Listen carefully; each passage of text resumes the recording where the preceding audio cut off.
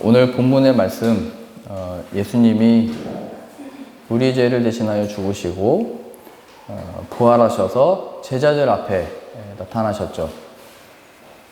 그리고 제자들은 놀랍니다. 놀랄 수밖에 없겠죠. 전에 죽었던 자가 살아났다를 들어본 적도 없고 본 적도 없으니까요. 제가 죽어가지고 땅에 묻혔는데 갑자기 3일 만에 나타나서 이 자리에 쓴다고 하면 섬뜩한 겁니다. 죽은 줄 알았는데, 다 끝난 줄 알았는데 제가 살아나와서 이 앞에 쓰는 것, 그것은 어떤 기쁨, 무슨 승리를 말하기 전에 두려움이고 놀라운 일이 되는 것이죠. 그래서 오늘 본문의 말씀에 제자들이 그런 상황 가운데 예수님이 그의 손과 발을 보이셨습니다. 전에도 예수님의 손과 발을 제자들이 봤겠죠. 근데 다르죠. 이제 그 손에는 못자국이 있고 그 발에도 못자국이 있는 그 발을 보게 됩니다. 그리하여 이 제자들은 당황스러운 가운데 그 손과 그 발을 보고도 어떻게 할 줄을 몰라 하고 있죠. 그 가운데 44절 이렇게 표현되어 있습니다. 또 이르시되 내가 너희와 함께 있을 때에 너희에게 말한 바 곧 모세의 율법과 선지자의 글과 시편에 나를 가리켜 기록된 모든 것이 이루어져야 하리라 한 말이 이것이라 하시고, 이에 그들의 마음을 열어 성경을 깨닫게 하시고, 내가 전에 너에게 말한 바 내가 죽고 살아난다고 말하지 않았냐, 계속 반복해서 얘기했습니다. 근데 제자들은 그때 그 얘기를 듣고 들었는지 못 들었는지 알았는지 몰랐는지 지금 당장 이 일이 일어나고 나니까 그걸 기억하지도 못하고 생각하지도 못하고 두려움과 놀라움 속에 그냥 빠져 있었죠. 그래서 예수님이 다시 모든 그 율법과 선지자들이 예언했던 것이 죽음과 이 살아난 것 아니냐, 내가 바로 이 죽음에서 살아났다, 이렇게 해서 그 마음을 여셔서 깨닫게 하셨죠. 그 어느 날인가 그 마트 앞을 지나가는데 큰 기린을 이렇게 만들어 놨더라고요. 마트보다 더 크게. 그래서 제가 다 같이 차를 타고 가면서 와, 저기 기린을 저렇게 크게 만들었다 그랬더니 아이들이 와, 이렇게 얘기를 했어요. 그 다음날 또 지나갔는데 아이들이 와, 저기 기린 나 봤어, 저기 엄청 커, 이렇게 얘기를 했어요. 그리고 나서 셋째 날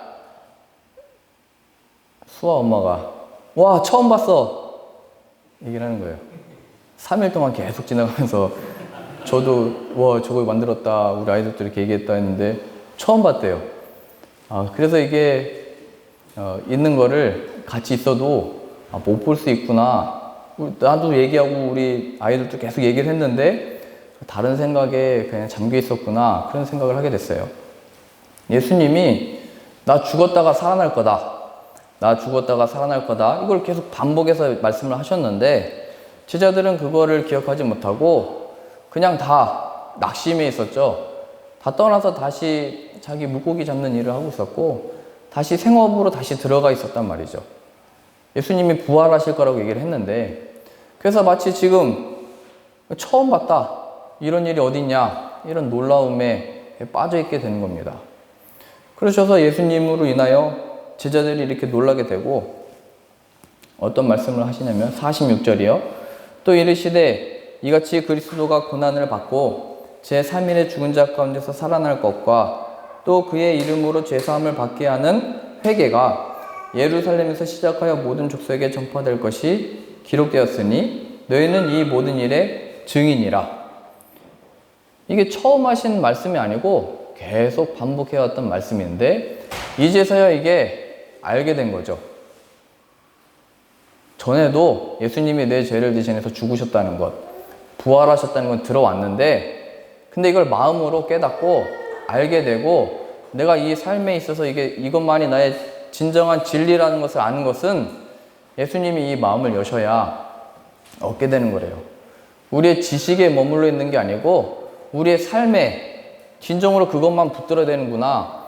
예수님이 이 세상의 모든 권세를 죽음을 이기고 사셨구나의 의미를 발견하는 그때는 누군가에게 전도를 받고 누군가에게 이 이야기를 듣고 그것으로부터 시작되지만 그것에 있다기보다는 이 예수님이 우리의 마음을 여셔서 내가 그야, 이게 예언의 성취야, 내가 진리야, 내가 생명이야를 우리의 마음에 부어주셔야 알게 되는 겁니다.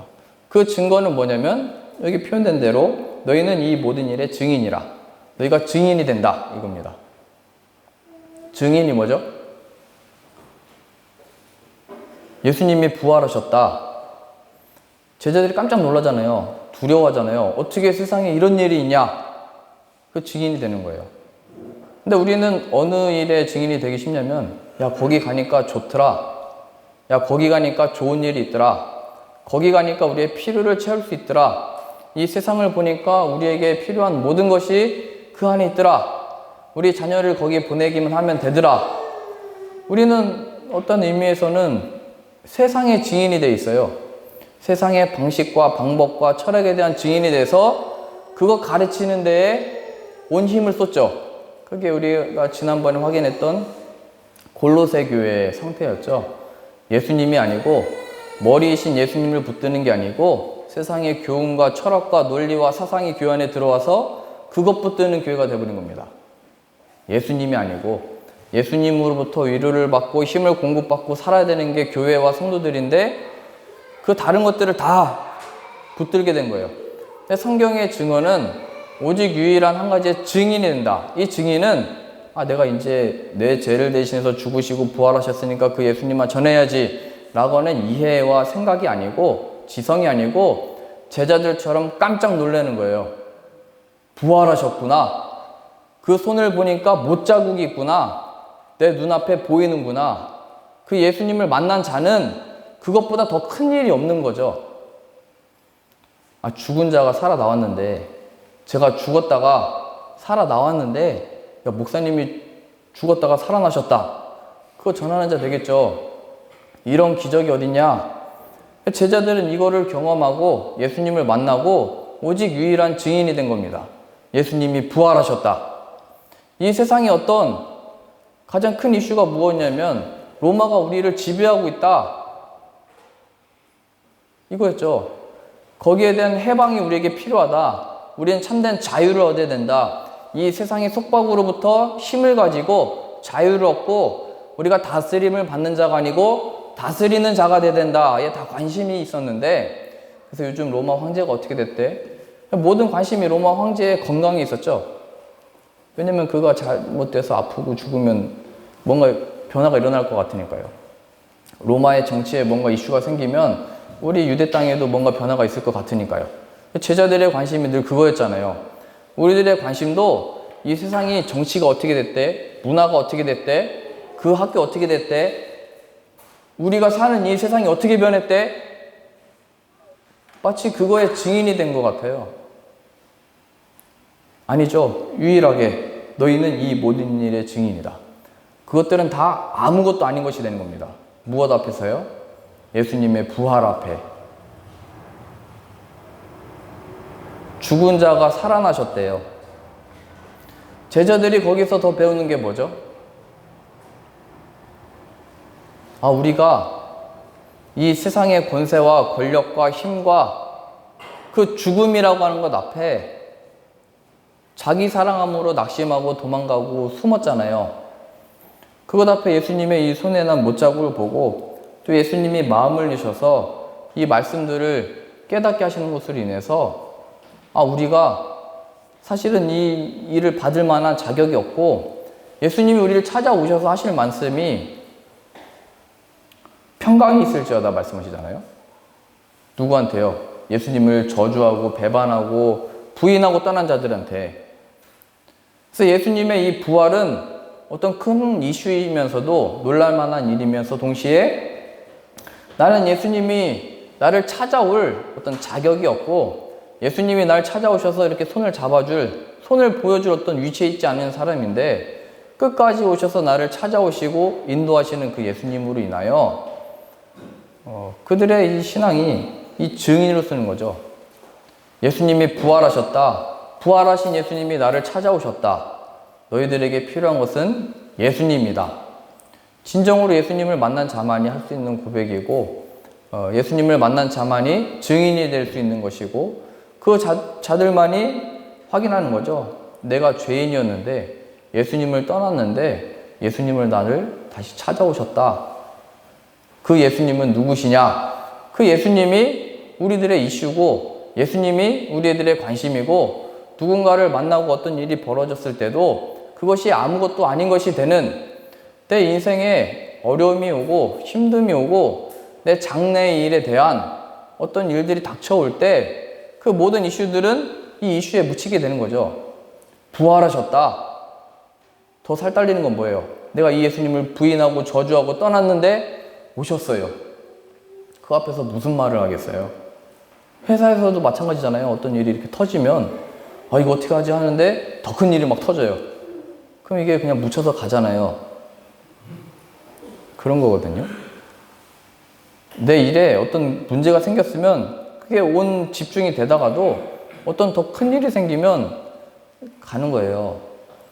그렇다고 뭐 이렇게 아무것도 아니다 이걸 말하는 게 아니고 내 마음의 중심에 가장 큰 관심과 가장 큰 이 부활하신 예수님을 만났느냐라고 하는 이 질문을 본문이 하고 있는 겁니다.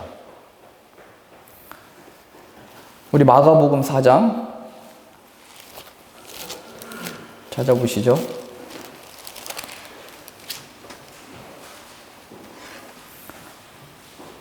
좀 더 우리의 삶에 적용할 수 있는 구절로 보시면 마가복음 3장입니다. 4장 35절. 그날 저물 때에 제자들에게 이르시되 우리가 저편으로 건너가자 하시니 그들이 무리를 떠나 예수를 배에 계신 그때 그대로 모시고 가매 다른 배들도 함께 가더니 큰 광풍이 일어나며 물결이 배에 부딪혀 들어와 배에 가득하게 되었더라. 그 죽게 된 거죠.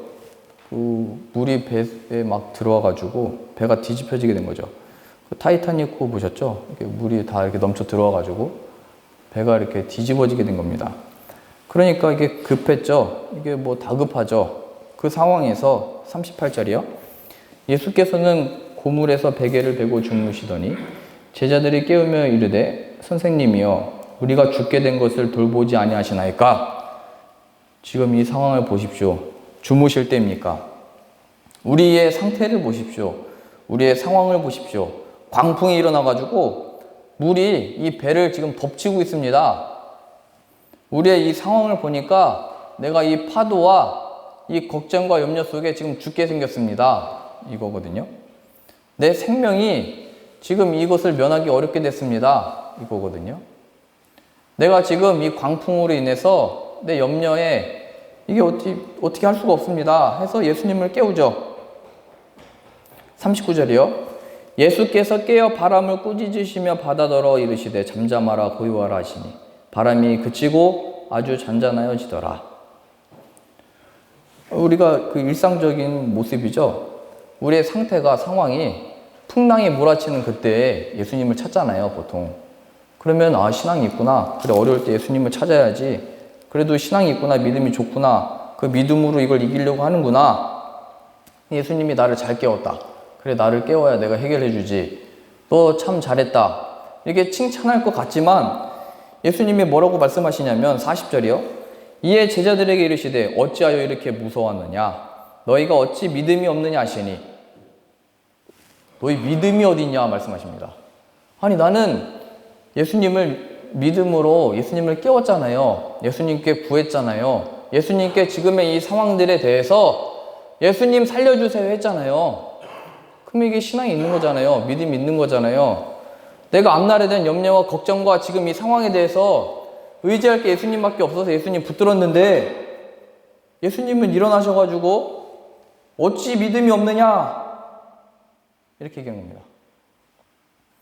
우리가 생각하는 믿음과 예수님이 말씀하시는 이 믿음은 다른 거죠. 그러니까 우리가 볼 때 이 제자들은 믿음이 없다가도 말할 수 없고 있다고도 말할 수 없는 거예요. 성경이 말하는 그 믿음은 아니니까. 근데 또 없는 것 같진 않고. 제자들이 할 수 있는 것, 예수님 깨웠죠. 예수님 살려주세요.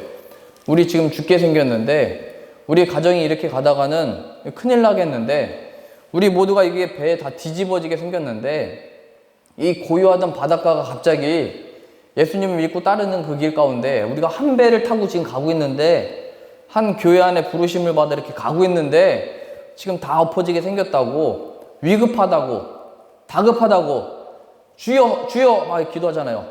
우리를 살려주소서, 우리를 인도하소서, 우리를 구해주소서 이렇게 기도하잖아요. 근데 예수님은 거기에 너희가 어찌 믿음이 없느냐. 이 믿음이 뭘까요? 내가 공부하다가 막히면, 내가 잘 되는 줄 알았는데 갑자기 막 막히면 기도하잖아요. 예수님 여기서 건져주세요.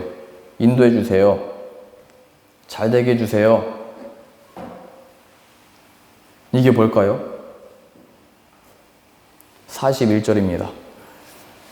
그들이 심히 두려워하여 서로 말하되 그가 누구이기에 바람과 바다도 순종하는가 하였더라.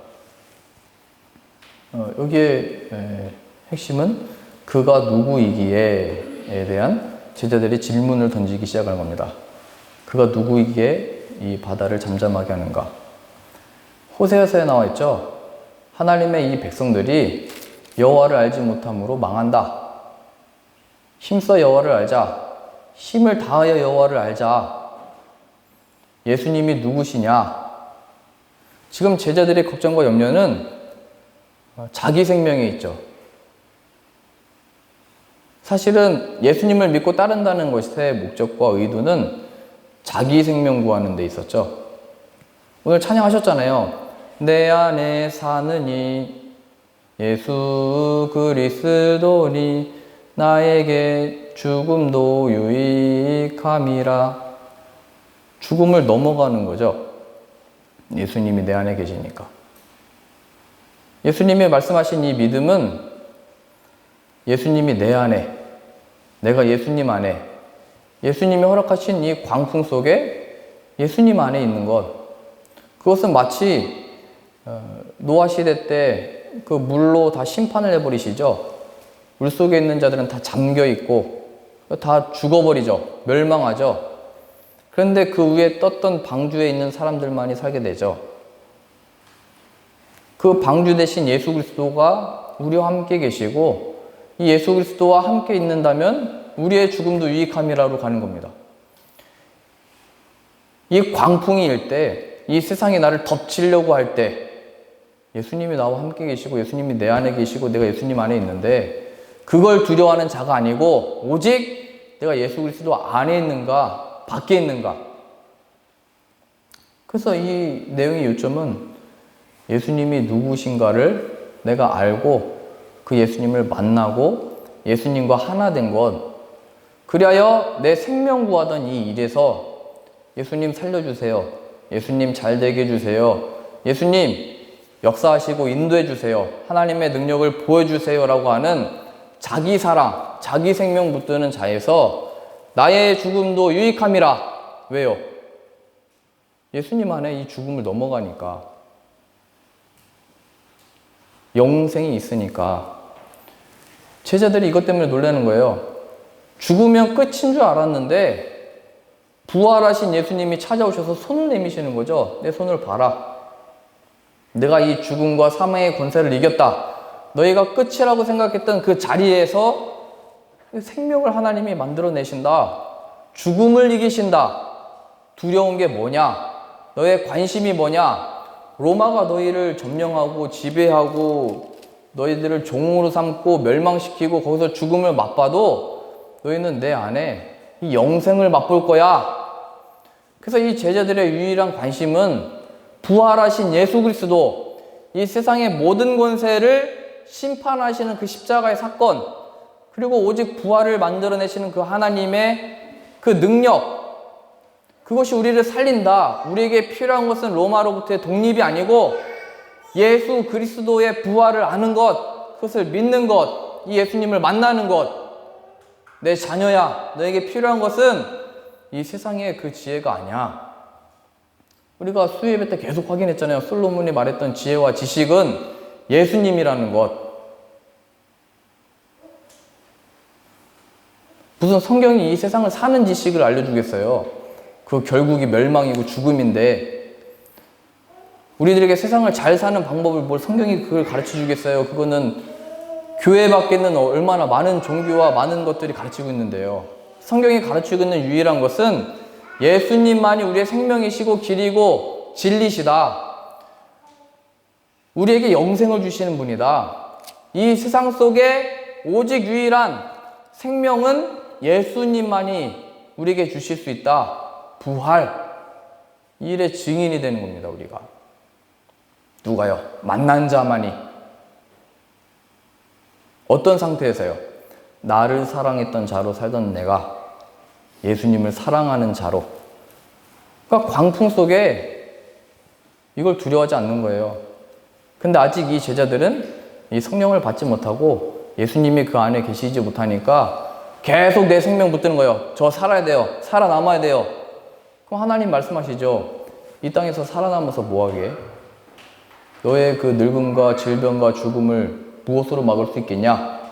너희가 젊고 어릴 때야 열심히 하고 뭐하고 관심을 받지만 내가 눈이 안 보이고 걸을 수 없을 때 누가 너를 붙들겠냐? 누가 너를 이렇게 의탁해주고 누가 너를 이렇게 부축해주겠냐? 부활하신 예수 그리스도. 그러니까 우리는 우리의 육신과 이 세상 일에 대하여 염려하는 자가 아니고 구원자 되신 예수 그리스도로 인하여 그를 찬양하고 높이는 자죠. 바울이 옥에 갇혀 있을 때 그랬잖아요. 빌립보 교회 성도들이 다 편지를 썼어요. 제가 옥에 갇혀 있으면 억울한 일로 이렇게 뭐 전도하다가 뭐 돕는 일 하다가 오명을 씌워가지고 감옥에 갇혔으면 여러분들이 저한테 떡도 보내고 밥도 보내고 제가 좋아하는 돼지 김치찌개도 보내고 뭐 이렇게 할 거 아니에요. 편지 보내고 편지에다가 염려하고 있습니다. 아이 걱정됩니다. 저희가 기도하고 있어요. 힘내세요. 이렇게 빌립보 교회 성도들이 다 쓴 거예요. 바울한테. 그랬더니 바울이 아무것도 염려하지 말고 감사함으로 너희 구할 것을 구해라. 이렇게 얘기를 하죠. 감사함으로 구할 것을 구하래요. 감옥에 갇혀 있었지만 바울에게는 생수의 이 생명이 빛이 그 안에서 빛나고 있었던 거예요. 왜요? 이 육신은 후패해지고 여기서 지금 바울도 고백했어요. 내가 차라리 살아있는 것보다 죽는 게 낫다. 이 육신은 괴롭다. 그러나 너희와 이 신앙을 위해서는 살아있는 게 낫다. 내가 주님께 더 그냥 가는 게 낫지만 하나님이 허락하신 것 때문에 여기 있는다. 그러나 내가 여기에 다만 염려와 걱정으로 있는 게 아니고 내가 갇혀 있든지 나가 있든지 증거되는 것은 예수 그리스도니까 내가 기쁘다. 증인이 된 거죠, 증인. 우리가 잘 되면 잘 되는 대로, 안 되면 안 되는 대로 증인된 것에 의미가 있는 거래요. 근데 우리의 관심은 잘 돼야 하나님께 영광을 돌리고 전도할 수 있는 거 아니냐고. 근데 지금 성경에 잘 돼가지고 증인된 사람은 한 명도 없어요, 성경에는. 우리만 그렇게 되고 싶은 거예요. 누가 잘 돼가지고 증인된 사람이 누가 있어요? 다 감옥 가고 잡혀가고 순교하고 저 사람들이 뭔데 순교하는 저 순간까지 얼굴에 빛이 나며 저들의 죄를 저들에게 돌리지 마옵소서 저렇게 얘기하는가? 이렇게 가잖아요. 오히려 부자가 천국에 들어가기가 어렵다면서요. 낙타가 그 바늘귀에 들어가는 것보다 어렵다면서요. 어떻게 들어가겠어요, 거기를. 그러니까 그건 기만이에요. 네가 잘 되면 하나님께 더 영광을 드리고 더 잘 드릴 수 있어. 성경은 이렇게 말한 적이 없어요. 그건 하나님이 허락하신 상황들이고 광풍이 불 때이든지 안 불 때이든지 하나님께 영광을 돌리고 내 신앙을 확인해야 되는데 이때 비로소 확인하게 되는 거예요. 광풍이 불 때 내 관심이 내 생명에 있었는지 예수 그리스도의 생명이 내 안에 있기를 원했던 건지 나를 존귀하게 하고 내 영광을 돌리기 위해서 이 신앙생활을 한 건지 하나님을 존귀하게 하고 나의 구원자이신 예수 그리스도께 모든 것을 드리기 위하여 내 생명이 있는 것인지를 이 광풍이 불 때 확인하는 거예요. 그 광풍은 경제적인 문제만이 아니고 내 자녀의 어떤 건강 속에서도 혹은 남편과 아내와의 관계 속에서도 다 드러나게 돼 있죠. 잘 생각해 보세요. 내가 왜 이 싸움을 하고 있지? 내가 왜 이 고집을 부리고 있지? 그래서 옆집에서는 얘기하잖아요. 아, 왜 별것도 아닌 거 가지고 맨날 부부싸움 하냐고. 그거 큰일 나죠. 그게 무슨 별것도 아니냐고. 그래서 예전부터 우리의 조상들은 남의 가정일에는 참견하지 말아라. 이렇게 가르쳐 왔는데요. 근데 그 사람에게는 그게 진지해요. 막 그 싸우잖아요. 막 별것도 아닌 거 가지고. 근데 사실 잘 생각해 보면 내가 기분 나쁘다는 거예요. 내 자존심. 나. 살아있는 나죠. 자기 사랑. 나 무시한 것. 내가 어떤 존재인데. 지금 뭐 예수님이고 뭐고 그건 상관이 없죠. 지금 내가 기분이 나쁘니까요. 내가 그 앞에 서 있는 겁니다. 이 광풍이 분다는 것은 내 이미 마음에 그 요동이 일어나서 내 발짝발짝 뛰는 이 심장과 내 이 피와 내 이 그 어떤 기지를 못 이기고 터져 나오는 거죠. 그때 확인하는 거예요. 아, 내가 하나님 앞에 아직도 내가 예수 그리스도의 이게 아니고 내 의의를 가지고 있었던 자구나. 내가 나된 것으로 인하여 내가 이 정도 했으면 내가 이 정도 말할 만하지. 내가 이 정도 살아왔으면 이건 내 권리가 이 정도는 되지라고 하는 자신의 의의로 여기 서 있구나. 예수님의 의의로 서 있어야 되죠. 그 자리는 겸손할 수밖에 없는 거예요. 증인으로 쓴다는 것은 내가 이 정도까지 해가지고 예수님도 믿고 잘해가지고 이런 복을 받았다. 봐라. 이렇게 간증하는 게 아니고 내가 실로 아무것도 아닌 존재이며 예수 그리스도가 십자가에 그 못자국이 생기기까지 내가 한 일은 그를 부인하고 저주하고 떠난 것이고 온통 관심이 그래서 그것으로 인하여 낙심해 있었는데 그가 부활하셔서 찾아오셨다. 그가 부활해 나는 이 일 가운데 내가 한 것은 아무것도 없죠. 내가 뭘 거기에 관여했겠어요. 하나님의 능력이죠. 근데 그 능력으로 인하여 그가 나를 찾아오셨다라고 하는 증인. 거기에는 내 의, 내 행실과 행위가 드러날 자리가 없는 거예요. 이 사역과 우리의 신앙과 믿음에서는요. 근데 싸울 때는 꼭 드러나는 게 뭐예요? 아, 나 이 정도 하면 되지 않았냐고. 내가 이 정도 20년, 10년, 30년 해왔으면 된 거 아니냐고. 예수 그리스도 안에 구원받은 것이 아직 무엇인지를 모르는 겁니다. 오히려 우리는 자신의 의로 남을 판단하고 정죄하는 데 이러죠. 왜 저래? 왜 안 해? 저렇게 돼서 저렇게 된 거구나. 근데 이 증인은 내가 아무것도 한 것 없는데 예수님이 나에게 그 못자국 난 손을 보이시는 거예요. 봐라. 우리는 그것을 통하여 부활하셨다, 승리하셨다와 함께 우리 죄를 대신하여 십자가에 못 박히셨다.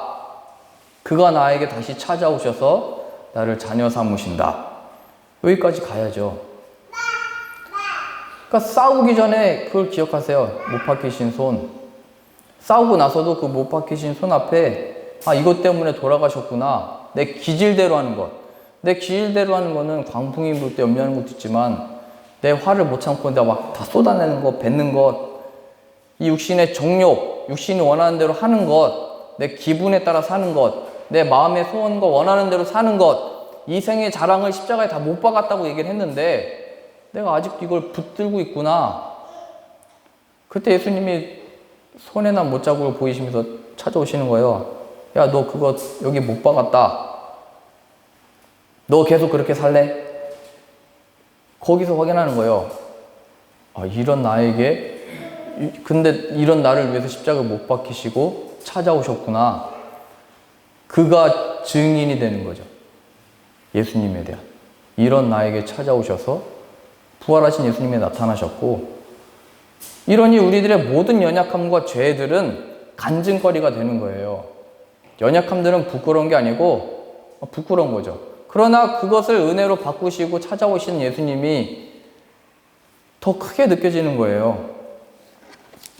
요한복음 13장 보실까요?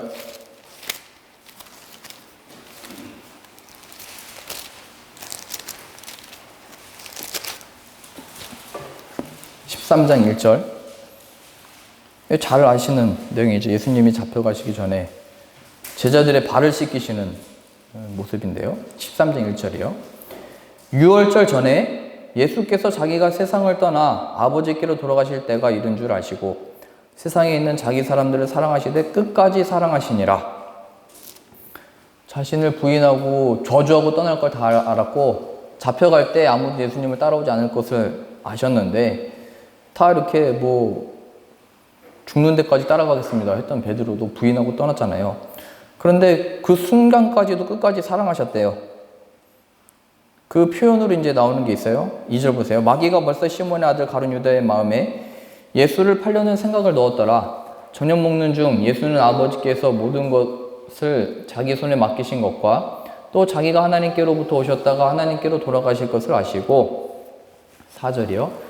저녁 잡수시던 자리에서 일어나 겉옷을 벗고 수건을 가져다가 허리에 두르시고 이에 대야에 물을 떠서 제자들의 발을 씻기시고 그 두르신 수건으로 닦기를 시작하여 이게 종들이 했던 거죠. 밥을 먹기 전에 손님을 초대하고 밥 먹기 전에 종들이 허리에 수건을 두르고 대야를 가져와서 이 초대한 손님들의 발을 씻겨주는 이 종들이 하는 일인데 식사하시다 마시고 예수님이 이 일을 제자들에게 보이시는 겁니다. 그러니까 당황스럽죠. 오히려 제자들이 이렇게 하든지 해야 되는데 그 우리가 주라고 하는 사람이 선생이라고 하는 사람이 그 제자들의 발을 씻기니까요. 그래서 6절에 자연스럽게 나옵니다. 시몬 베드로에게 이르시되 베드로가 이르되 주여 주께서 내 발을 씻기시나이까 이 일은 안 되는 겁니다. 어떻게 그럴 수가 있습니까? 안 됩니다. 얘기한 거죠. 그랬더니 7절에 예수께서 대답하여 이르시되 내가 하는 것을 내가 지금은 알지 못하나 이후에는 알리라. 내가 이렇게 하는 이유는 지금은 너희가 이해하지 못하고 알지 못하겠지만 나중에는 알게 될 것이다. 이렇게 얘기를 하죠. 그리고 잘 아시는 15절이요. 내가 너희에게 행한 것 같이 너희도 행하게 하려 본을 보였노라. 내가 선생이고 주지만 너희를 섬겨 너희의 발을 씻겼던 것처럼 너도 이제 만나게 되는 사람들을 발을 씻겨주면서 섬겨라. 높임을 받고자 하는 자는 그들을 섬기는 자가 되어야 하리라. 이렇게 말씀하셨던 것처럼. 그래서 이거를 이대로 받아들여서 교회 역사에서도 이거를 교회의 제도로 삼아서 했던 적이 있더라고요. 근데 종교개혁하면서 이걸 다 막아버렸죠. 그것 아니라고. 분명 이 일은 지금은 알지 못하나 이후에는 알 거다, 이 의미를 말씀하셨으니까 이 결국은 내가 너희의 발을 씻겼던 것처럼 너희도 그 발을 씻겨야 된다가 결론이 아닙니다. 물론 그렇게 섬겨야겠죠. 도와주고 그의 낮은 것까지도 감싸주고 안아주는 모습이 필요하지만 궁극적으로 여기서 표현하고자 하는 것은 지금 이 일이 아니고 이후에 알게 된 거다. 알게 될 거다. 이게 무엇을 의미하는지. 이 일을 알게 되는 때는 예수님의 부활하셔서 찾아오시는 그 일, 그리고 자신들에게 손을 내미시는 그 손을 보면서 확인하게 되죠. 그리고 그 제자들은 증인의 자리로 가게 되는 겁니다. 어떤 증인이요? 예수님이 우리를 찾아오셨어. 우리는 예수님이 이 발 씻겨줄 자격과 지위와 조건이 있지 않은데 다 씻기셨어. 근데 우리가 예수님을 부인하고 떠날 것도 알았는데 씻기시고 죽으신 다음에 우리가 다 낙심해서 다 부인해서 떠났는데 부활하셔서 또 찾아오셨어. 이 일의 증인이 되는 거죠. 예수님의 예수님의 의가 여기에 있는 건데 우리는 내가 너의 발을 씻겨서 예수님의 사랑이 얼마나 큰지 그 감정, 누군가가 내 발을 씻겨준다는 것 자체가 묘하면서도 이상하면서도 어떤 그 의미가 있잖아요. 자기의 의로 갖게 된 거예요. 그냥 이 행사를 수련회 때 막 하고 교회에서 예배드리다 말고 막 이거 하고 그런데 이거는 예수님을 기억하자로 가는 거죠. 예수님이 이 일을 우리에게 행하셨다. 언제 행하셨냐? 예수님을 우리가 팔고 그를 떠나고 모른다 하고 낙심할 것을 아시면서도 우리에게 행하신 일이다. 세상에 있는 자기 사람들을 사랑하시되 끝까지 사랑하신 모습이다. 예수님의 의의를 드러내는 것으로 이겼다고요, 세족식이. 근데 우리가 뭐 세상을 사랑하고 우리를 서로 사랑하는 표현으로 발신껴주는 걸로만 갖고 있죠. 우리의 의, 우리가 얼마나 이걸 할 수 있는지, 우리가 얼마나 당신들에게 발까지 씻겨줄 수 있는지, 우리가 얼마나 세상에 이것까지 할 수 있는지. 그래서 결국에는 그냥 자신의 의의를 갖고 있는 거예요. 그것은 마치 하나의 또 율법을 만드는 거죠. 바리새인들이 이 율법을 우리가 가지고 있다, 우리는 이걸 행했다. 그래서 오히려 뭐라고 얘기했냐면 이 바리새인들은 이 율법을 모르는 자들은 저주를 받을지어다. 저주받은 자들아, 이렇게 얘기했단 말이죠. 왜냐면 자신들은 지키고 이 사람은 안 지키니까. 그 어느 순간부터 교회가 우리는 발도 씻겨주는 교회다. 율법주의로 간 거예요. 이게 요즘에 어떤 모습으로 나타났냐면, 저 대학교 때도 그랬는데 무슨 장기 기증하는 거? 막 할 사람 막 손들라고 해서 예배 드리다 말다가 갑자기 막 예수님 얘기하다가 갑자기 장기 기증할 사람, 안 일어나면 이상한 사람으로 막 눈치를 주고 막 다 일어나는데 어떻게 안 일어나겠어요 또. 그게 율법주의로 간 거예요. 나는 이렇게 바치는 사람, 나는 이렇게 하는 사람, 마치 그게 신앙의 전부인 것처럼. 아니에요. 내가 하는 것을 내가 지금은 알지 못하나 이후에는 알리라. 제자들은 그 손을 보면서 많은 것을 느꼈겠죠. 내 죄를 대신해서 십자가에 못 박히신 것만이 아니고 그 손이 내 발을 씻기셨던 것. 그래서 발을 씻기는 일이든 뭐 무슨 일이든 그들에게 만나는 그 모든 일들은 이제 예수님의 증인이 되는 거예요. 전에는 광풍이 불 때 살려주세요 했고, 5,000명이나 많은 사람들이 모여있을 때 물고기 2마리, 보리떡 5개 있을 때, 아, 이거 어떻게 먹입니까? 이렇게 했던 사람들이 내가 너희를 사람 낚는 어부가 되게 하리라. 저쪽으로 던져봐라. 던지잖아요. 물고기를 낚죠. 전에는 어디서 던집니까? 이걸 어떻게 먹입니까? 내 생명 어떻게 유지합니까? 여기에 관심 있던 사람들이 변화를 받은 거예요. 주님이 함께 하시니까. 또 주님이 그 손을 보이시면서 나를 찾아오셨으니까. 아무도 나를 안 알아보고 낙심해 있고 이 광풍이 불 때 또 내가 예수님을 모르고 막 이 세상에 집중하고 관심 갖고 막 살고 있는데 그 예수님은 그걸 다 아시면서도 우리의 발을 씻기셨고 못자국 난 손을 우리에게 보이시는 거예요. 그러니 우리의 삶에 이 광풍 속에 어떻게 삽니까? 이 광풍 속에 어떻게 내 신앙이 좋아집니까? 이 세상 속에 어떻게 우리가 이 생명을 유지할 수 있습니까? 늘 불안하고 그래서 그냥 열심히 살잖아요. 열심히 모으고. 그런데 아닌 겁니다. 오직 우리의 증인된 것은 예수님의 이 부활, 나를 찾아오신 것. 내가 예수님을 떠나 그냥 아무 생각 없이 세상 속에 그냥 살았는데, 그래서 광풍 불 때만 예수님을 찾았는데, 근데 그 예수님이 나를 끝까지 사랑하셔서 나에게 내미시는 그 못 박히신, 못 자국 난 그 손. 그래야 예수님의 그 손을 생각하실 때마다, 예수님의 부활을 기억할 때마다 그 세상의 어떤 큰 이슈보다, 내 인생에 있어서 어떤 가장 큰 이슈보다 가장 큰 이슈, 그의 부활.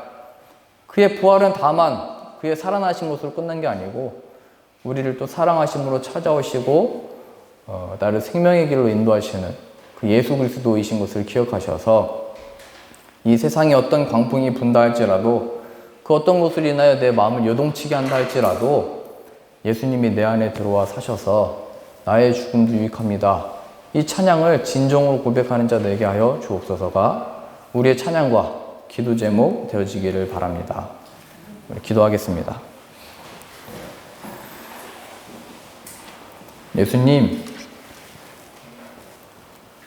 예수님은 누구신데 왜 우리의 죄를 대신하여 죽으셨습니까? 왜 우리의 발을 씻기셨습니까? 우리의 발을 씻겨도 우리는 늘 제 갈 길을 가고, 우리 죄를 대신해서 죽으셨어도 우리는 늘 이 세상에 마음을 두고 삽니다. 그러나 이 시간 십자가에 못 박히신 그 손을 우리에게 보이셔서 목자국 난 그 손을 우리가 보며 부활하신 예수 그리스도 앞에 우리의 이 죄, 나 사랑하는 것, 자기 영광 위해서 사는 것, 내 생명 위해서 사는 것, 그리하여 세상을 사랑하는 이 모든 죄들을 회개하게 하시고 오직 우리의 생명이신 구원자이신 예수님만을 사랑하고 높이며 그 예수님만을 존귀하게 여기며 사는 자 되게 하여 주옵소서. 예수님의 이름으로 기도합니다. 아멘.